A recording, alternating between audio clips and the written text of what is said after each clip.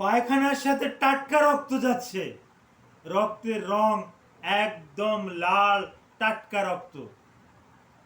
অনেকেরই ধারণা যে এটা পাইলস, এটা হেমোরয়েডাল ডিসঅর্ডার, এটা অশ্ব, এটা গেজ, এরকম ধারণা করে পাইলসের ওষুধ খায়, রেকটাল অয়েন্টমেন্ট দেয়।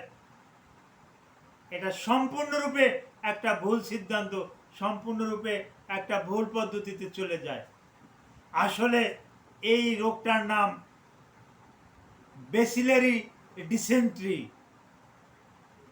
এখন এই বেসিলারি ডিসেন্ট্রি কি হয়তো অনেকেই জানেন না, অনেকের হয়েছে, কিন্তু বেসিলারি ডিসেন্ট্রি নামটা খুব একটা কমন না, যার কারণে বেসিলারি ডিসেন্ট্রি সম্পর্কে অনেকেই কম ধারণা রাখেন।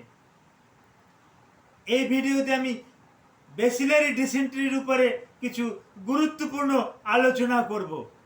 ভিডিওটি না টেনে পুরো ভিডিওটি দেখুন, আলোচনাটি শুনুন।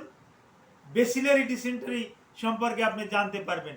যে কোনো বয়সে হতে পারে, বাচ্চাদেরকেও হতে পারে, মধ্যম বয়সেও হতে পারে, বয়স্কদেরও বেসিলারি ডিসেন্ট্রি হতে পারে।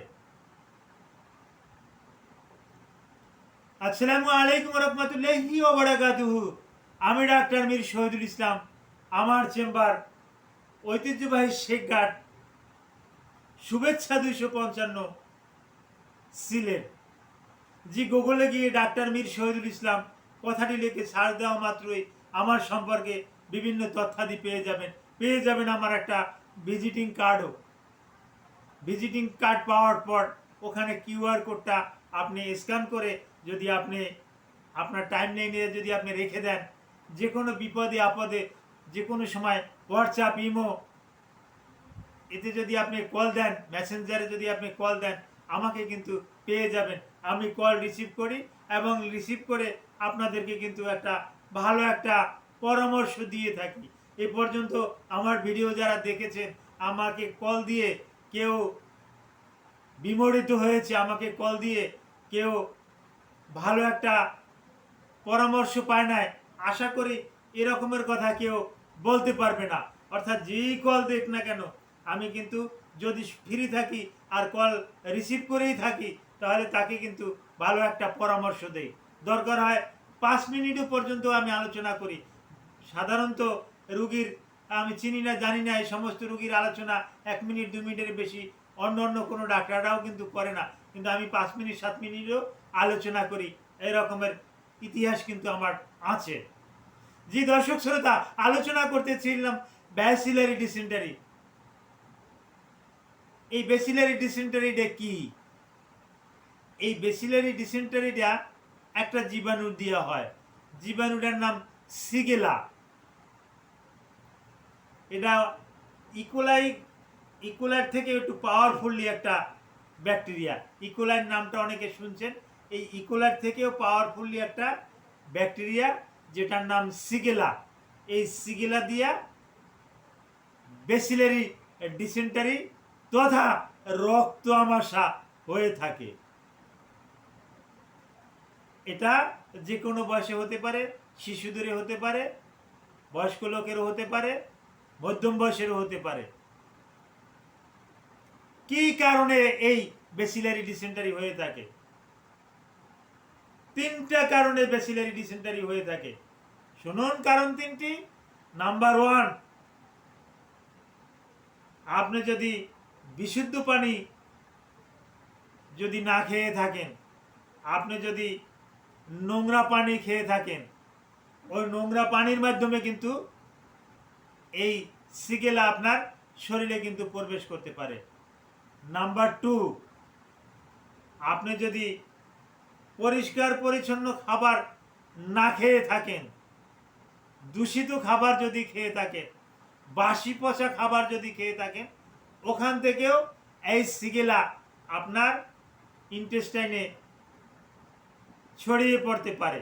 আর এই ক্ষতি করে বিশেষ করে স্মল ইন্টেস্টাইন এবং লার্জ ইন্টেস্টাইন, এতেই বেশি ক্ষতি করে। 3 নাম্বারটা বলা হলো না। 3 নাম্বারটা হলো এই সিগেলোসিস বেসিলারি ডিসেন্টারিতে আক্রান্ত কোনো ব্যক্তির সাথে যদি ঘনিষ্ঠ মেলামেশা করে তাহলেও তারও কিন্তু এই বেসিলারি ডিসেন্টারি হয়ে থাকে। লক্ষণ কি? পেটে মোচড় দিবে, পেটে কামড় দিবে, কামড় দেওয়ার পর আর সে ধৈর্য ধারণ করতে পারবে না, তাৎক্ষণিকভাবে তার টয়লেটে যেতে হবে। টয়লেটে যাওয়ার পরে কি দেখা যাবে? মলের পরিমাণ কম, রক্তের পরিমাণ বেশি, একেবারে কমোট প্যান্ট, একেবারে টাটকা রক্ত, ছিটছিড়ানি রক্ত একদম মেখে গেছে। আপনি ভয় পেয়ে যাবেন যে এত রক্ত কোত্থেকে আসলো। মনে হলো যেন আমি একটা মুরগি জবাই করছে, মুরগি জবাই করলে যে রকমের রক্ত, ওই রকমের রক্ত দেখা যাচ্ছে, মল তো দেখাই যাচ্ছে না। এরকমের একটু পর পর কিন্তু এরকমের হয়, বমি বমি ভাব হয়, বমি হয়, ইলেকট্রোলাইট ইমব্যালেন্স হয়ে যায়, কিডনি দুর্বল হয়ে পড়ে, কিডনির বড় ধরনের ক্ষতি হতে পারে।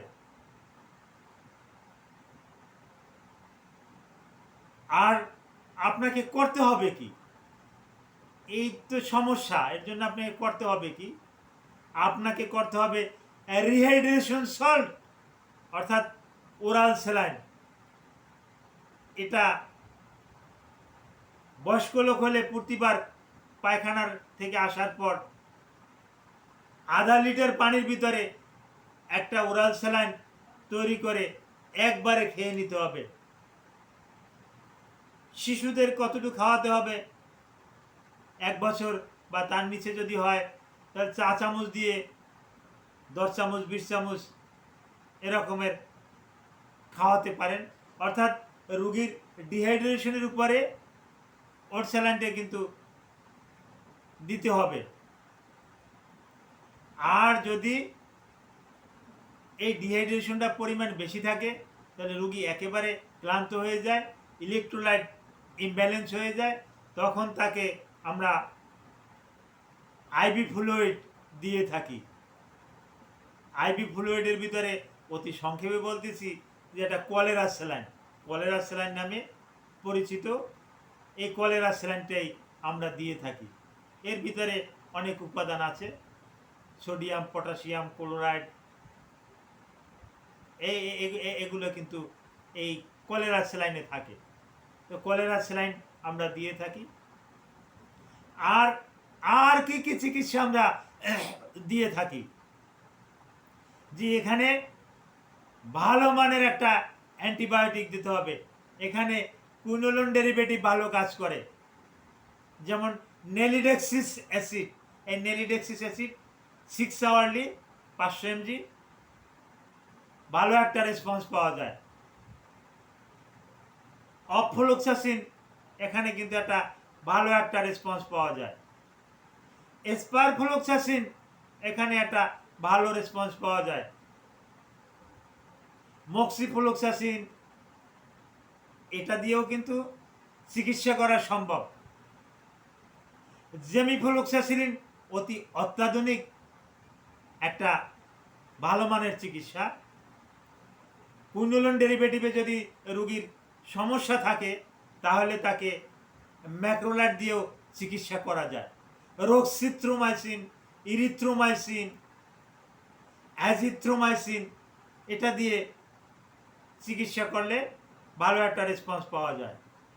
তবে এখানে কিন্তু সেপালোস্পুরিন, আগেই বলছি সেপালোস্পুরিন কিন্তু রেসপন্স, তেমন একটা রেসপন্স করে না।